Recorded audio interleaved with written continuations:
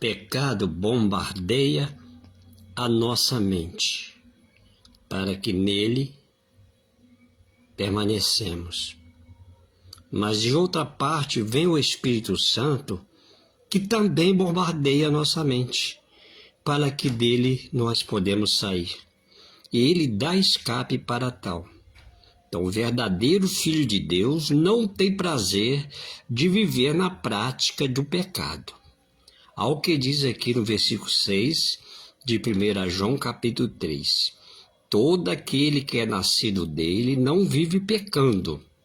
Aquele que vive pecando não viu nem o conheceu. Então, como se entender isso? Se eu sou nascido de Cristo, Cristo, através do teu Espírito Santo, veio e fez morada em mim. Então, não tem como eu viver na prática do pecado. Não que eu sou uma pessoa não pecadora, permaneço pecador. Mas eu não tenho prazer de viver na prática do pecado.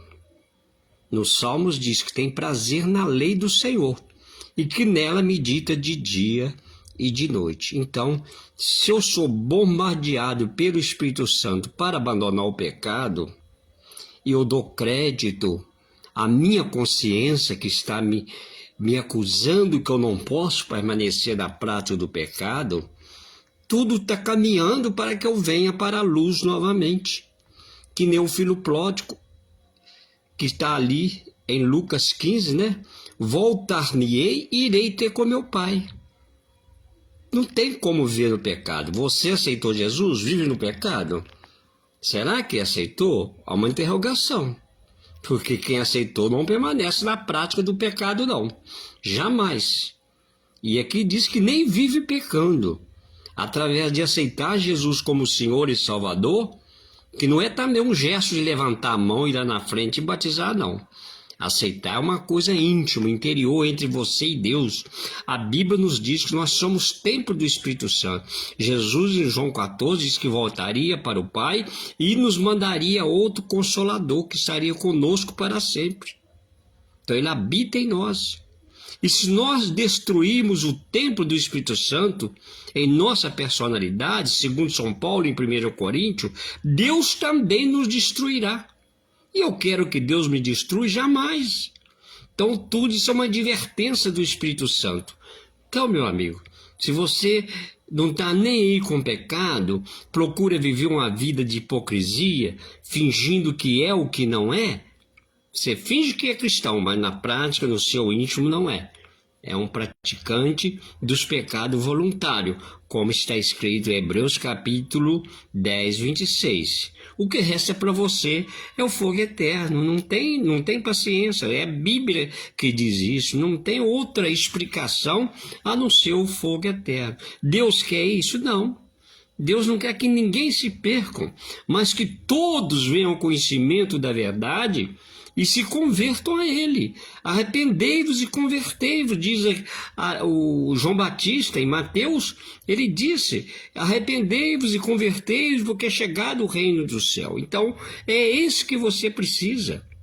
E João Batista foi muito severo na época, aquilo que é severidade para o bem da pessoa, que ele diz que o machado está posto na raiz da árvore.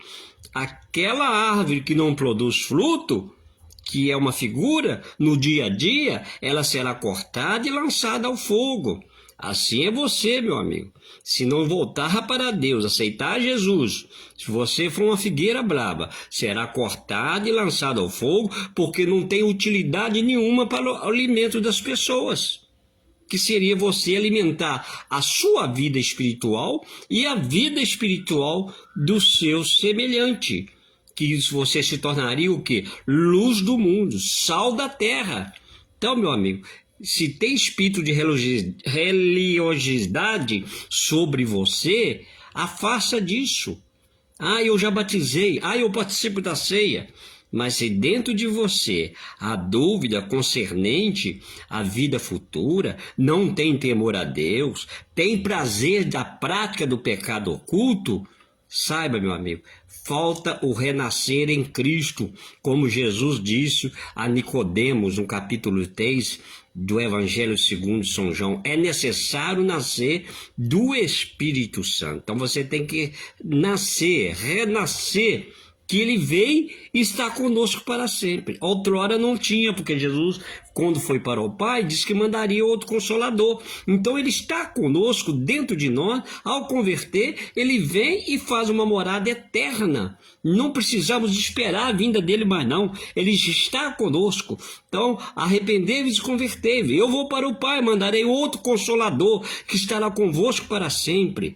Quer dizer, outrora era a presença física de Jesus. Agora é a presença dele em espírito dentro daqueles que, na medida do possível, vão se convertendo, arrependendo e confessando seus pecados. Então, nós aqui na terra não estamos órfãos. Órfãos aquele que não aceita Jesus como Salvador, porque ele prometeu que não nos deixaria órfãos, entendeu? E mandaria outro Consolador. É esse Consolador que bombardeia a minha mente e a mente daqueles que são santificados pela fé em Jesus Cristo. Que o Senhor Jesus te abençoe, ilumina a você para entender essa passagem bíblica tão fácil de ser compreendido, o que é nascido de Deus e o que não é. Então vem para o Senhor Jesus Cristo, está ali em Atos 3,19, arrependei-vos, convertei-vos, para que seja cancelado os vossos pecados.